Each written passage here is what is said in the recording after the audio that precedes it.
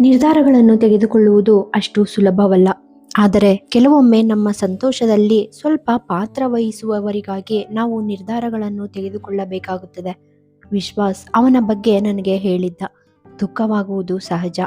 ಆ ದಿನ ನನಗೆ ನನ್ನ ತಪ್ಪಿನ ಅರಿವಾಯಿತು, ಏಕೆಂದರೆ ನನಗೂ ಭಾವನಾ ಬಗ್ಗೆ ತಿಳಿದಿತ್ತು.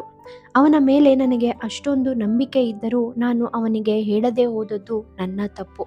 ಆದರೆ ಅದು ನಿನಗೆ ಗೊತ್ತಾ, ನಾನು ಅವನಿಗೆ ಹೇಳಿದ್ರೆ ಅವನು ನನ್ನ ಬಗ್ಗೆ ಏನಾದರೂ ತಪ್ಪು ತಿಳ್ಕೊಬಹುದು ಎಂಬ ಆಲೋಚನೆ ನನ್ನ ಮನಸ್ಸಲ್ಲಿದ್ದ ಕಾರಣ ನಾನು ಅವನಿಗೆ ಹೇಳಲಿಲ್ಲ. ಅದು ನನ್ನ ಪ್ರೀತಿಯ ಆರಂಭಿಕ ಹಂತ. ನಾನು ಅವನನ್ನು ಅರ್ಥ ಮಾಡ್ಕೊಂಡಿರಲಿಲ್ಲ.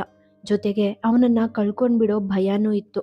ಹೌದು, ಅವನು ಸಿಗಲಾರ ಎನ್ನುವ ಕಲ್ಪನೆಯೇ ನನಗೆ ಆಗ ಭಯ ಹುಟ್ಟಿಸುತ್ತಿತ್ತು. ನಾನು ಆನ್ಯಾನ ಮೊದಲ ಬಾರಿಗೆ ನೋಡಿದಾಗಲೇ ಅವಳು ಭಾವನಾ ಮತ್ತು ತರುಣ್ ಮಗಳು ಅಂತ ನನಗೆ ಅರ್ಥವಾಗಿ ಹೋಯಿತು. ಆದರೆ ನಾನು ಅವನಿಗೆ ಹೇಳಿದ್ರೆ ಏನು ಪ್ರಯೋಜನ ಇರಲಿಲ್ಲ. ಯಾಕಂದರೆ ಸಮಯ ಮತ್ತು ಸಂದರ್ಭಗಳು ತುಂಬ ಬದಲಾಗಿದ್ವು. ಭಾವನಾ ಇನ್ನಿಲ್ಲ ಅಂತ ತಿಳಿದಾಗ ನನಗೆ ತುಂಬ ದುಃಖ ಆಗಿತ್ತು. ಈ ಮಾತುಗಳನ್ನ ವಿಶ್ವಾಸ್ ನನಗೆ ಹೇಳ್ತಿರುವಾಗ ನನ್ನ ಕಣ್ಗಳು ತುಂಬ್ತಾ ಇದ್ವು. ಆದರೆ ವಿಶ್ವಾಸ್ ನನ್ನ ಹತ್ರ ಯಾಕೆ ಏನು ಅಂತ ಕೇಳಲೇ ಇಲ್ಲ. ವಿಶ್ವಾಸ್ ಯಾವಾಗಲೂ ಹಾಗೇನೆ. ಅವನು ಯಾವುದೇ ಪ್ರಶ್ನೆಗಳನ್ನ ಕೇಳ್ತಾ ಇರಲಿಲ್ಲ. ಅವನು ನನ್ನ ಹತ್ತ ನೋಡಿದ, ಆದರೆ ಅವನು ಹೇಳಿದ್ದು ಕಣ್ಣೊರೆಸ್ಕೊ ಅಂತ ಅಷ್ಟೆ. ನನ್ನ ಜೀವನದಲ್ಲಿ ಒಳ್ಳೆ ಪಾತ್ರ ವಹಿಸುವ ಕೆಲವು ಜನರಿರುತ್ತಾರೆ. ವಿಶ್ವಾಸ್ ಕೂಡ ಅಂತಹದೇ ವ್ಯಕ್ತಿ. ಆದರೆ ಈಗ ನಾನು ವಿಶ್ವಾಸ್ ಜೊತೆ ಭಾವನಾ ಮಾಡಿದ ಅದೇ ರೀತಿಯ ತಂತ್ರವನ್ನು ಮಾಡ್ತಾ ಇದ್ದೀನಿ ಅಂತ ಅನಿಸೋಕೆ ಶುರುವಾಗಿದೆ. ಸಮಯ ಕಳೆದಂತೆ ನಮ್ಮ ತಪ್ಪುಗಳು ಅರಿವಾಗೋದು ಸುಲಭ. ಯಾಕಂದರೆ ಆ ಸಮಯದ ನಂತರ ನಮ್ಮ ತಪ್ಪುಗಳಿಂದ ಉಂಟಾಗೋ ಭಾವನೆಗಳಿಗೆ ಏನೂ ಅರ್ಥನೇ ಇರೋದಿಲ್ಲ. ಇಂದಿನಿಂದ ನಾವು ಮುಖಾಮುಖಿಯಾಗಿ ಭೇಟಿಯಾಗುವ ಸಮಯಕ್ಕೆ ನನ್ನನ್ನು ನಾನು ಸಿದ್ಧಪಡಿಸ್ಕೋಬೇಕು. ಯಾಕಂದರೆ ನನಗೆ ಅನ್ನಿಸ್ತಾ ಇದೆ ನಾನು ಮತ್ತೊಮ್ಮೆ ಭೇಟಿ ಆಗ್ತೀನಿ ನಿನ್ನನ್ನು ಅಂತ. ತನ್ನ ಆತ್ಮವನ್ನು ನಡಗಿಸುವ ವಿಷಯವನ್ನು ತಿಳಿದ ಮೇಲೆಯೂ ಅಶ್ವಿನ್ ತನ್ನ ತಾಳ್ಮೆಯನ್ನು ಕಳೆದುಕೊಳ್ಳಲಿಲ್ಲ. ಅವನು ತನ್ನ ಎಲ್ಲ ಕರ್ತವ್ಯಗಳನ್ನು ನಿರ್ವಹಿಸಿದನು. ಎಲ್ಲ ಹೆಣ್ಣು ಮಕ್ಕಳಿಗೂ ಶುಭ ಕೋರಿ ಕಳುಹಿಸಿಕೊಟ್ಟನು. ಕೆಲವು ವಿಷಯಗಳನ್ನು ತಿಳಿದ ನಂತರ ಎಲ್ಲರೂ ಅಶ್ವಿನ್ಗೆ ಸಾಂತ್ವನ ಹೇಳಲು ಪ್ರಯತ್ನಿಸಿದರು. ಅವನು ಅದೆಂತಹ ನೋವನ್ನು ಅನುಭವಿಸುತ್ತಿದ್ದಾನೆ ಎನ್ನುವುದು ಅಲ್ಲಿ ಎಲ್ಲರೂ ತಿಳಿದಿದ್ದರು. ಆದರೆ ಈಗ ಅವನಿಗೆ ಬೇಕಾಗಿರುವುದು ಅವನ ಯೋಚನೆಗೂ ಮೀರಿ ಉಳಿಯಿತು. ರಾತ್ರಿ 2 ಗಂಟೆಯ ಸುಮಾರಿಗೆ ಸೌರವ್ ಕೆಲವು ಜನರನ್ನು ಕರೆದು ಎಲ್ಲ ವಸ್ತುಗಳನ್ನು ಮನೆಯೊಳಗೆ ಇಡಲು ಹೇಳಿದ. ಕಾರ್ಯಕ್ರಮ ಅಂತೂ ಯಶಸ್ವಿಯಾಗಿ ನಡೆದಿತ್ತು. ಸುಮಂಗಲ ಹಾಲ್ನಲ್ಲಿ ಕುಳಿತಿರುವುದನ್ನು ನೋಡಿ ಅಶ್ವಿನ್ ಎಲ್ಲಿ ಎಂದು ಕೇಳಿದ. ಸುಮಂಗಲ ಅವನ ರೂಮಲ್ಲಿದ್ದಾನೆ ಎಂದರು. ಸೌರವ್ ನಾನೇನಾದರೂ ಅವನ ಜೊತೆ ಮಾತಾಡಬೇಕಾ ಕೇಳಿದ, ಅವರ ಮುಖ ಸಪ್ಪಗೆ ಇರುವುದನ್ನು ಕಂಡು. ಸುಮಂಗಲ ಅವನು ಒಂಟಿಯಾಗಿರ್ಬೇಕಂತ ಹೇಳ್ದ ಎಂದರು. ಸೌರವ್ ಎಲ್ಲನೂ ಸರಿಯಾದ ಮೇಲೂ ಬಹಳಷ್ಟು ವಿಷಯಗಳು ಸಿಕ್ಕಾಕೊಂಡ್ವು ಅಣೆ ನೀವಿಕೊಂಡ. ಸುಮಂಗಲ ವಿಶ್ವಾಸ್ ಬೇರೆ ಏನು ಹೇಳ್ದ ಆತಂಕದಿಂದ ಕೇಳಿದರು. ಸೌರವ್ ಅವನು ಹೆಚ್ಚೇನೂ ಹೇಳಲಿಲ್ಲ, ನಾಳೆ ನನಗೆ ಕಾಲ್ ಮಾಡ್ತೀನಿ ಅಂದಿದ್ದಾನೆ ಎಂದ. ಸುಮಂಗಲ 2 ನಿಮಿಷ ಯೋಚಿಸಿದ ನಂತರ ಸರಿ ಮಗನೆ, ನೀನು ಕೂಡ ಮಲ್ಗು ಎಂದರು. ಸೌರವ್ ನೀವು ಕೂಡ ರೆಸ್ಟ್ ಮಾಡಿ ಅಮ್ಮ ಎಂದು ಹೇಳಿ ಇನ್ನೊಂದು ರೂಮಿನ ಕಡೆಗೆ ಹೋದನು. ಸುಮಂಗಲ ತಮ್ಮ ರೂಮಿನ ಕಡೆಗೆ ಹೋದರು. ಆದರೆ ಅವರ ಮನಸ್ಸು ಅವರನ್ನು ಅಶ್ವಿನ್ನ ಕೋಣೆಯ ಕಡೆಗೆ ಕರೆದೊಯ್ದವು. ಹೊರಗಿನಿಂದ ರೂಮಿನಲ್ಲಿ ಇನ್ನೂ ಕೂಡ ಲೈಟ್ ಉರಿಯುತ್ತಿರುವುದನ್ನು ನೋಡಿ ಸುಮಂಗಲ ನಿಧಾನವಾಗಿ ಬಾಗಿಲು ತೆಗೆದು ಒಳಗೆ ನಡೆದರು. ಭುಜಗಳನ್ನು ಬಾಗಿಸಿ ಬೆಡ್ ಮೇಲೆ ಕುಳಿತಿರುವ ಅಶ್ವಿನ್ ತನ್ನದೇ ಆದ ಆಲೋಚನೆಗಳಲ್ಲಿ ಕಳೆದು ಹೋಗಿದ್ದ. ಸುಮಂಗಲ ಕೋಣೆಗೆ ಬಂದ ತಕ್ಷಣ ಅವರು ಬರುವ ಶಬ್ದವನ್ನು ಕೇಳಿ ಅಶ್ವಿನ್ ತಕ್ಷಣ ತನ್ನ ಮುಖದ ಮೇಲೆ ಕೈಯಾಡಿಸಿ ನೀವಿನ್ನೂ ನಿದ್ರೆ ಮಾಡಿಲ್ವಾ ಎಂದು ಕೇಳಿದ. ಆದರೆ ಸುಮಂಗಲ ಕೋಣೆಗೆ ಬಂದು ಅಶ್ವಿನ್ನ ಬಳಿ ಕುಳಿತ ತಕ್ಷಣ ಅಶ್ವಿನ್ ಮತ್ತೆ ತಲೆಬಾಗಿಸಿ ಕುಳಿತ. ಸುಮಂಗಲ ಪ್ರೀತಿಯಿಂದ ಮಗನ ತಲೆ ಸವರುತ್ತಾ ಅವಳು ಎಲ್ಲಿದ್ರೂ ಚೆನ್ನಾಗಿರ್ತಾಳೆ ಎಂದರು ಮಮಕಾರದಿಂದ. ಪ್ರತಿಯಾಗಿ ಅಶ್ವಿನ್ ಆಳವಾದ ಉಸಿರನ್ನು ತೆಗೆದುಕೊಂಡನು. ಸುಮಂಗಲ ವಿಶ್ವಾಸ್ ನಿನಗೆ ಏನಾದರೂ ಹೇಳಿದನಾ ಎಂದು ಕೇಳಿದರು. ಮುಖವನ್ನು ಕೈಗಳಲ್ಲಿ ನೀವಿಕೊಂಡವನು ತಲೆ ಅಲ್ಲಾಡಿಸಿ ಇಲ್ಲ ಎನ್ನುವಂತೆ ಹೇಳಿದನು. ಸುಮಂಗಲ ಪ್ರೀತಿಯಿಂದ ಅಶ್ವಿನ್ನ ತಲೆಯನ್ನು ಸವರುತ್ತಾ ಎದ್ದು ಹೊರಗೆ ಹೋದರು. ಸೌರವ್ ಬಾಗಿಲ ಬಳಿ ಬಂದು ಅಶ್ವಿನ್ ಎಂದು ಕರೆದನು. ಸುಮಂಗಲ ಸದ್ಯಕ್ಕೆ ಆನ್ಯನ ಹೊರತುಪಡಿಸಿ ಯಾರೂ ಅವನನ್ನ ನೋಡ್ಕೊಳ್ಳೋಕೆ ಸಾಧ್ಯ ಇಲ್ಲ ಅಂತ ಅನ್ನಿಸ್ತಾ ಇದೆ ಎಂದರು. ಸೌರವ್ಗೂ ಕೂಡ ಹಾಗೆಯೇ ಅನಿಸಿರಬೇಕು. ನಾನು ಮಲಗ್ತೀನಿ, ನೀವು ಕೂಡ ಮಲಗಿ.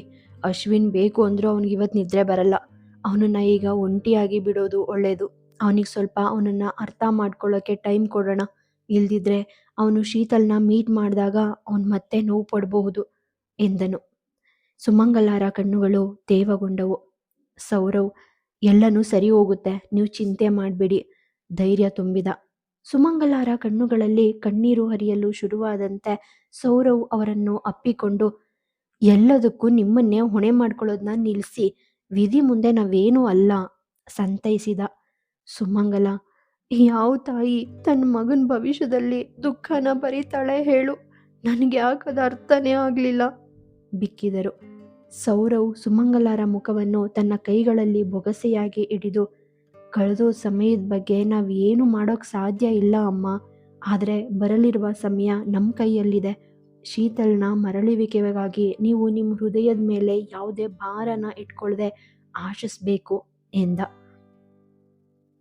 ಸುಮಂಗಲ, ಅಲ್ಲಿವರೆಗೂ ನನ್ನ ಮಗ ಅನುಭವಿಸೋ ನೋವನ್ನು ನಾನು ಹೇಗೆ ನೋಡ್ಕೊಂಡಿರಲಿ ನೊಂದರು. ಸೌರವ್, ಅಮ್ಮ, ಅವನು ಇಷ್ಟು ದಿನ ನೋವಲ್ಲೇ ಇದ್ದ. ಈಗ ಅವಳನ್ನ ಮೀಟ್ ಮಾಡೋಕ್ಕೆ ಅವನು ಹಂಬಲಿಸ್ತಾನೆ, ನೋವು ಪಡಲ್ಲ ಸಮಾಧಾನಿಸಿದನು. ಸುಮಂಗಲ, ಈಗ ನಾನು ಶೀತಲ್ನ ಭೇಟಿಯಾದಾಗ ಅವಳ ಕಾಲುಗಳನ್ನ ಗಟ್ಟಿಯಾಗಿ ಹಿಡ್ಕೊಂಡು ಕ್ಷಮೆ ಯಾಚಿಸ್ತೀನಿ. ನನ್ನಿಂದಾಗಿ ಅಶ್ವಿನ್ಗೆ ಶಿಕ್ಷೆ ಕೊಡಬೇಡಮ್ಮ ಅಂತ ನಾನು ಅವಳ ಹತ್ರ ಕೇಳ್ಕೊಳ್ತೀನಿ ಎಂದು ಬಿಕ್ಕಿದರು. ಅಶ್ವಿನ್, ಅಮ್ಮ, ಇದೆಲ್ಲ ನನ್ನ ಹಣೆ ಬರಹ ಅಷ್ಟೆ. ಸುಮ್ಮನೆ ವ್ಯಥೆ ಪಡ್ತಾ ನಿಮ್ಮನ್ನ ನೀವು ಶಿಕ್ಷೆಗೆ ಒಳಪಡಿಸ್ಕೊಳ್ಬೇಡಿ. ಅವಳು ಹಾಗೆ ನನ್ನಿಂದ ದೂರ ಉಳಿದು ಅವಳಿಗೆ ಅವಳೇ ಶಿಕ್ಷೆ ಕೊಟ್ಕೊಂಡಿದ್ದಾಳೆ ಅವರ ಬಳಿಗೆ ಬಂದು ಹೇಳಿದ.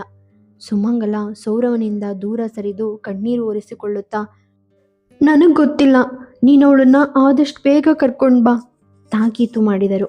ಅಶ್ವಿನ್, ನಾನು ವಿಶ್ವಾಸ್ ಮನೆಗೆ ಹೋಗ್ತೀನಿ ತಾಯಿಯ ಮಾತಿನತ್ತ ಗಮನ ಹರಿಸದೆ ಹೇಳಿದ. ಸೌರವ್, ಮಗ, ಈ ಟೈಮಲ್ಲ ಅಚ್ಚರಿಯಿಂದ ನೋಡಿದ ಅವನತ್ತ. ಅಶ್ವಿನ್, ನಾನೀಗ ಸಮಯಕ್ಕಾಗಿ ಕಾಯೋಕ್ಕಾಗಲ್ಲ, ನೀನು ಅಮ್ಮನ್ನ ನೋಡ್ಕೊ, ನಾನು ಬೇಗ ವಾಪಸ್ ಬರ್ತೀನಿ ಎಂದು ಹೇಳಿ ಹೊರಗೆ ನಡೆದ. ಮರುದಿನ ಬೆಳಿಗ್ಗೆ 8ರ ಸುಮಾರಿಗೆ ವಿಶ್ವಾಸ್ ಮನೆಯ ಕಾಲಿಂಗ್ ಬೆಲ್ ಸದ್ದು ಮಾಡಿತು. ಮನೆ ಕೆಲಸ ಮಾಡುತ್ತಿದ್ದ ಮನೆ ಕೆಲಸದಾಕೆ ಬಂದು ಬಾಗಿಲು ತೆರೆದರು. ಅಶ್ವಿನ್ ಒಳಗೆ ಬಂದ. ವಿಶ್ವಾಸ್ ಕೋರ್ಟ್ಗೆ ಹೋಗಲು ರೆಡಿಯಾಗುತ್ತಿದ್ದ. ಮನೆಯೊಳಗೆ ಬಂದ ಅಶ್ವಿನ್ ಮೇಲೆ ಅವನ ಕಣ್ಣುಗಳು ಬಿದ್ದವು.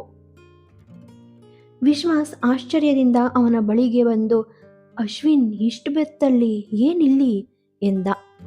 ಅಶ್ವಿನ್ ಅವನ ಮುಂದೆ ನಿಂತು, ಅದು ಎಂದು ಮಾತಿಗೆ ಹುಡುಕಾಡಿದ. ವಿಶ್ವಾಸ್ ಅವನನ್ನು ಎಚ್ಚರಿಕೆಯಿಂದ ಗಮನಿಸಿದ. ಅಶ್ವಿನ್ ಹಿಂದಿನ ದಿನ ಸಮ್ಮೇಳನ ನಡೆದ ಸಮಯದಲ್ಲಿ ಹಾಕಿದ್ದ ಅದೇ ಬಟ್ಟೆಗಳಲ್ಲಿದ್ದ. ಅವನ ಕೆಂಪಾದ ಕಣ್ಣುಗಳು, ಕೆದರಿದ ತಲೆ ವಿಶ್ವಾಸ್ಗೆ ಎಲ್ಲವನ್ನೂ ಅರ್ಥ ಮಾಡಿಸಿದ್ದವು. ಎಲ್ಲವನ್ನೂ ಅರ್ಥ ಮಾಡಿಕೊಂಡ ವಿಶ್ವಾಸ್, ಕೂತ್ಕೋ ಎಂದ. ಅಶ್ವಿನ್ ಸೋಫಾ ಮೇಲೆ ಕುಳಿತ. ಅಶ್ವಿನ್, ಶಿವಿಷ ಎಂದು ಕೇಳಿದ. ವಿಶ್ವಾಸ್, ಇಬ್ರು ಮಲಗಿದ್ದಾರೆ ಎಂದ. ಅಶ್ವಿನ್, ಡೈರಿಯಲ್ಲಿ ಕೇಳಿದ. ವಿಶ್ವಾಸ್ ತನ್ನ ಬ್ಯಾಗಿನಿಂದ ಡೈರಿಯನ್ನು ತೆಗೆದು ಅಶ್ವಿನ್ಗೆ ಕೊಟ್ಟ. ಶೀತಲ್ ಆನ್ಯಾಗೆ ಒಮ್ಮೆ ಚಾಕ್ಲೇಟ್ ಕೊಟ್ಟಾಗ ಅವಳು ಹೊರತೆಗೆದಿದ್ದ ಅದೇ ಡೈರಿಯದು. ಆ ಡೈರಿಯತ್ತ ಅಶ್ವಿನ್ ಕೈ ಚಾಚಿದಾಗ ಅವನ ಕೈಗಳು ಮತ್ತೊಮ್ಮೆ ನಡುಗುತ್ತಿರುವುದನ್ನು ನೋಡಿದ ವಿಶ್ವಾಸ್. ಶೀತಲ್ ಇದನ್ನ ತನ್ನ ಕ್ಲೋಸ್ ಫ್ರೆಂಡ್ ಅಂದ್ಕೊಂಡು ತುಂಬಾ ನಂಬಿಕೆಯಿಂದ ಎಲ್ಲಾನು ಬರ್ಕೊಳ್ತಾ ಇದ್ಲು. ಆದ್ರಿಂದ ನಾನಾಗ್ಲಿ ಅಥವಾ ಬೇರೆ ಯಾರೂ ಇದನ್ನ ಓದಿಲ್ಲ. ಶೀತಲ್ ಬಿಟ್ರೆ ಈ ಡೈರಿನ ಓದೋ ಹಕ್ಕು ಬೇರೆ ಯಾರಿಗಾದರೂ ಇದೆ ಅಂದ್ರೆ ಅದು ನಿನಗೆ ಮಾತ್ರ ಎಂದ. ಡೈರಿ ಪಡೆದ ಅಶ್ವಿನ್ ಕೈ ಮುಗಿದು ಮೇಲೆದ್ದ. ಅವನು ಬಾಗಿಲಿನತ್ತ ನಡೆಯುವಾಗ ಅಲ್ಲೇ ಕುಳಿತಿದ್ದ ವಿಶ್ವಾಸ್, ಶೀತಲ್ ಕೊನೆ ಬಾರಿ ಏನು ಹೇಳಿದ್ಲು ಅಂತ ನಿನಗೆ ತಿಳಿಬೇಕಾ ಎಂದು ಕೇಳಿದ. ಮುಂದೆ ಸಾಗುತ್ತಿದ್ದ ಅಶ್ವಿನ್ ಹೆಜ್ಜೆಗಳು ಅಲ್ಲಿಯೇ ನಿಂತವು. ಕಿವಿಗೆ ಔಡುಗಚ್ಚುವ ಹಾಗೆ ಕೇಳುತ್ತಿದ್ದ ಸಂಗೀತದ ಜೊತೆಗೆ ಜಗಮಗಿಸುವ ಕಲರ್ಫುಲ್ ಲೈಟ್ಗಳಿಂದ ಕೂಡಿದ್ದ ಆ ಮನೆಯ ಹೊರಗೆ ನಿಂತು ಶೀತಲ್ ತಾನು ಏನು ಹೇಳಬೇಕೆಂದು ತನ್ನನ್ನು ತಾನು ಬಲಪಡಿಸಿಕೊಳ್ಳಲು ಪ್ರಯತ್ನಿಸುತ್ತಿದ್ದಳು. ಆದರೆ ಒಳಗೆ ಇದ್ದ ಯಾರೋ ಒಬ್ಬರು ಅವಳು ಹೊರಗೆ ನಿಂತಿರುವುದನ್ನು ನೋಡಿದರು. ವಿಶ್ವಾಸ್ನ ತಾಯಿ ಅಚ್ಚರಿಯಿಂದ ಶೀತಲಾಳನ್ನು ನೋಡಿ ಅವಳ ಬಳಿಗೆ ಬಂದರು. ಶೀತಲ್ ಬಾಯಿಂದ ವಿಶ್ವಾಸ್ ಹೆಸರನ್ನು ಕೇಳಿದ ಅವರು ಗೊಂದಲದಲ್ಲಿಯೇ ವಿಶ್ವಾಸ್ನನ್ನು ಕರೆದಿದ್ದರು. ಸ್ವಲ್ಪ ಸಮಯದ ನಂತರ ವಿಶ್ವಾಸ್ ಅವಳ ಬಳಿಗೆ ಬಂದನು. ಶೀತಲಾಳನ್ನು ನೋಡಿದವನು ಏನಾಯಿತು ಗೊಂದಲದಲ್ಲಿ ಕೇಳಿದ. ನಾನು ನಿಮ್ಮ ಜೊತೆ ಸ್ವಲ್ಪ ಮಾತಾಡಬೇಕು, ಉಗುಳು ನುಗ್ಗುತ್ತಾ ಹೇಳಿದವಳನ್ನು ಒಮ್ಮೆ ದೀರ್ಘವಾಗಿ ನೋಡಿದ ವಿಶ್ವಾಸ್. ಏನು ಮಾತಾಡಬೇಕು? ಮದುವೆ ಬಗ್ಗೆ. ಒಳಗೋಗಿ ಮಾತಾಡೋಣ. ಮರುಕ್ಷಣವೇ ಶೀತಲ್ ಸುತ್ತಲೂ ಒಮ್ಮೆ ನೋಡಿದಳು. ನನಗೆ ಮದುವೆ ಆಗೋಕ್ಕೆ ಸಾಧ್ಯ ಇಲ್ಲ ಎಂದಳು. ವಿಶ್ವಾಸ್ನ ತಾಯಿಯನ್ನು ಸೇರಿದಂತೆ ಸುತ್ತಮುತ್ತಲಿನ ಎಲ್ಲರ ಮುಖಗಳಲ್ಲಿನ ಅಭಿವ್ಯಕ್ತಿಗಳು ಬದಲಾದವು. ವಿಶ್ವಾಸ್ ದವಡೆಗಳು ಬಿಗಿದವು. ಶೀತಲ್, ಒಳಗೆ ಹೋಗಿ ಮಾತಾಡೋಣ, ಅಲ್ಮುಡಿ ಕಚ್ಚಿ ಹೇಳಿದ. ಸ್ವಲ್ಪ ಹೆದರಿದ ಶೀತಲ್, ದಯವಿಟ್ಟು ನನಗೆ ಮಾತಾಡೋಕ್ಕೆ ಅವಕಾಶ ಕೊಡಿ ವಿಶ್ವಾಸ್ ಎಂದಳು. ವಿಶ್ವಾಸ್, ನಾಳೆ ಮದುವೆ ಇಟ್ಕೊಂಡು ಇದೇನು ನೀನು ಹುಚ್ಚಾಟ? ಕೋಪಕ್ಕೆ ಅವನ ಉಸಿರು ಮೇಲೇರುತ್ತಿತ್ತು. ಶೀತಲ್, ಕ್ಷಮಿಸಿ, ಆದರೆ ನನಗೆ ಈ ಮದುವೆ ಆಗೋಕ್ಕೆ ಸಾಧ್ಯ ಇಲ್ಲ ತಲೆ ಬಾಗಿಸಿದಳು.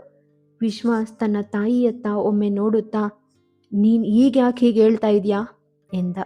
ಶೀತಲ್, ನಾನು ಲೈಫಲ್ಲಿ ಮೂವ್ ಆನ್ ಆಗಬೇಕಂತ ಡಿಸೈಡ್ ಮಾಡಿದ್ದೆ. ಆದರೆ ಮೂವ್ ಆನ್ ಅಂದರೆ ನಮ್ಮ ಚಿಕ್ಕಪ್ಪ ಚಿಕ್ಕಮ್ಮನ ದೃಷ್ಟಿಲಿ ಮದುವೆಯಾಗೋದಾಗಿತ್ತು. ಆದರೆ ನಾನು ಬಯಸಿದ್ದು ಇದನ್ನಲ್ಲ.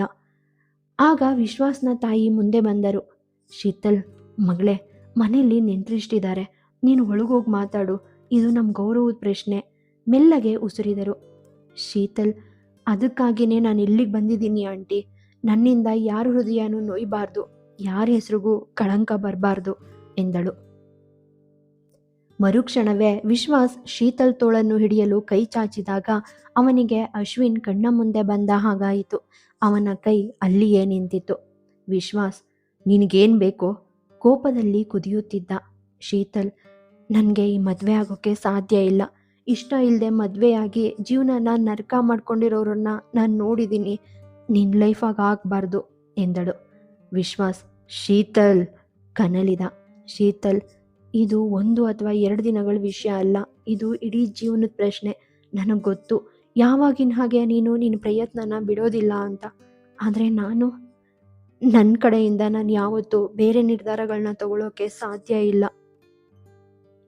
ಇದ್ದಕ್ಕಿದ್ದ ಹಾಗೆ ಕೋಪಗೊಂಡ ವಿಶ್ವಾಸ್ ತಾಯಿ ಶೀತಲ್ ಮೇಲೆ ಕೈ ಮಾಡಲು ಮುಂದಾದರು.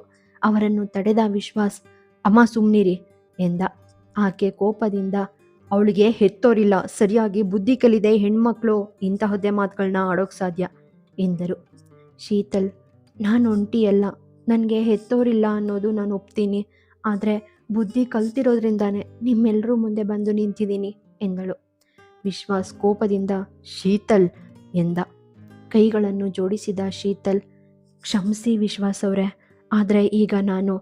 ಮರುಕ್ಷಣವೇ ವಿಶ್ವಾಸ್ ತಾಯಿ ಕೋಪದಿಂದ ಶೀತಲ್ ಕೈ ಹಿಡಿದು ಒಳಗೆ ಕರೆತಂದರು. ವಿಶ್ವಾಸ್ ಹಿಂದಿನಿಂದ ತಾಯಿಗೆ ಅಮ್ಮ ಬೇಡ ಎಂದ. ಆದರೆ ಆಕೆ ಕೇಳಿಸಿಕೊಳ್ಳಲೇ ಇಲ್ಲ. ಅವರು ಶೀತಲಾಳನ್ನು ಕೋಣೆಗೆ ತಳ್ಳಿದ ತಕ್ಷಣ ವಿಶ್ವಾಸ್ ಅವರ ಬಳಿಗೆ ಓಡಿ ಬಂದ. ನೀವೇನ್ ಮಾಡ್ತಾ ಇದ್ದೀರಾ? ತಾಯಿಯತ್ತ ನೋಡಿ ಹುಬ್ಬುಗಂಟಿಕ್ಕಿ ಕೇಳಿದ. ಆಕೆ, ನಾಳೆ ಮದುವೆ ಜಾತಿಯವ್ರೆಲ್ರಿಗೂ ತಿಳಿದಿದೆ. ಅವಳು ಮದುವೆ ಆಗೋಕ್ಕೆ ಇಷ್ಟ ಇಲ್ಲ ಅಂದಿದ್ರೆ ನಮಗೆ ಮೊದಲೇ ಹೇಳ್ಬೇಕಾಗಿತ್ತು. ನಾನು ಲಕ್ಷಗಟ್ಟಲೆ ರೂಪಾಯಿ ಖರ್ಚು ಮಾಡಿದ್ಮೇಲೆ ಬಂದು ಎಲ್ಲರೂ ಮುಂದೆ ಮದುವೆ ಬೇಡ ಅಂದರೆ ಏನೋ ತನ್ನನ್ನು ತಾನು ದೊಡ್ಡ ಮನುಷ್ಯಳು ಅನ್ನೋ ಹಾಗೆ ಬಂದು ಮದುವೆ ಬೇಡ ಅಂತ ಹೇಳ್ತಾ ಇದ್ದಾಳೆ. ಅದು ನಾಳೆ ಮದುವೆ ಇಟ್ಕೊಂಡು. ಇದ್ರ ಪರಿಣಾಮ ಎಷ್ಟರ ಮಟ್ಟಿಗಿರುತ್ತೆ ಅಂತ ಏನಾದರೂ ಗೊತ್ತಾ ಅವಳಿಗೆ? ಕೋಪದಲ್ಲಿ ಹೇಳಿದರು. ಶೀತಲ್, ಚಿಂತಿಸ್ಬೇಡಿ ಆಂಟಿ, ನಿಮ್ಗೆಲ್ರಿಗೂ ಯಾವುದೇ ಹಾನಿ ಆಗೋದಿಲ್ಲ. ಯಾಕಂದರೆ ಮದುವೆ ಮುರಿದು ಬಿದ್ದಾಗ ಈ ಸಮಾಜ ಹುಡುಗಿನ ಮಾತ್ರ ದೂಷಿಸ್ತಾರೆ. ಇಲ್ಲಿ ನಾನು ಈ ತಪ್ಪನ್ನು ನನ್ನ ಮೇಲೇ ಹೊತ್ಕೊಳ್ತೀನಿ. ನಾನು ನಿಮಗೆಲ್ಲ ತಪ್ಪು ಮಾಡಿದ್ದೀನಿ, ಆದರೆ ನಾನು ಇನ್ನು ಮುಂದೆ ಅದೇ ತಪ್ಪನ್ನು ಮಾಡೋಕ್ಕೆ ಸಾಧ್ಯ ಇಲ್ಲ.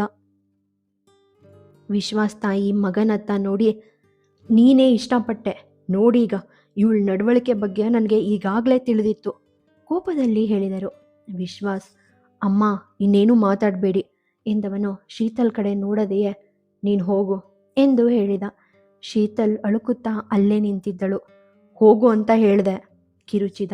ಶೀತಲ್ ಕೋಣೆಯಿಂದ ಹೊರಬಂದ ಮರುಕ್ಷಣವೇ ವಿಶ್ವಾಸ್ ಆಳವಾದ ಉಸಿರನ್ನು ಬಿಡುತ್ತಾ, ಆ ದಿನಾನೇ ನಾನು ಈ ಡೈರಿನ ಕೋಣೆಯಲ್ಲಿ ಸೋಫಾದ ಕೆಳಗೆ ನೋಡಿದೆ. ಬಹುಶಃ ಅದು ಯಾವುದೋ ಗಲಾಟೆ ಸಮಯದಲ್ಲಿ ಅಲ್ಲಿ ಬಿದ್ದಿರಬೇಕು. ಕೆಲವು ದಿನಗಳ ನಂತರ ನಾನು ಶೀತಲ್ ಮನೆಗೆ ಹೋದೆ. ಮದುವೆ ಇದ್ದ ಮರುದಿನಾನೇ ಅವಳು ಅಲ್ಲಿಂದ ಹೊರಟೋದ್ಲು ಅಂತ ತಿಳಿದು ಬಂತು. ಅಶ್ವಿನ್ ಕಣ್ಣುಗಳನ್ನು ಒರೆಸಿಕೊಂಡ. ಈಗ ವಿಶ್ವಾಸ್ ಇನ್ನೂ ಏನನ್ನೋ ಹೇಳಲು ಹೊರಟ ತಕ್ಷಣ ಅಶ್ವಿನ್ ತಾನು ಕುಳಿತಿದ್ದಲ್ಲಿಂದ ಮೇಲೆ ಎದ್ದು ನಿಂತ. ವಿಶ್ವಾಸ್, ಯಾಕೆ ನೋವಾಯ್ತಾ ಕೇಳಿದ.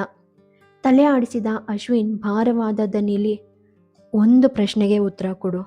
ಹೌದು ಎಂದಾದರೆ ಸುಮ್ಮನಿದ್ಬಿಡು, ಇಲ್ಲ ಅಂದರೆ ಇಲ್ಲ ಅಂತ ಹೇಳು ಎಂದ. ಅವನ ದನಿ ಭಾರವಾಗಿದ್ದರೂ ಗಡುಸಾಗಿತ್ತು. ವಿಶ್ವಾಸ್ಗೆ ಏನೂ ಅರ್ಥವಾಗಲಿಲ್ಲ. ಅಶ್ವಿನ್, ನಿನ್ನ ತಾಯಿ ಶೀತಲ್ ಮೇಲೆ ಕೈ ಎತ್ತಿದ್ರಾ ಕೇಳಿದ. ಮುಂದಿನ ಕ್ಷಣವೇ ವಿಶ್ವಾಸ್ನ ಹೃದಯ ಬಡಿತ ಹೆಚ್ಚಾಯಿತು.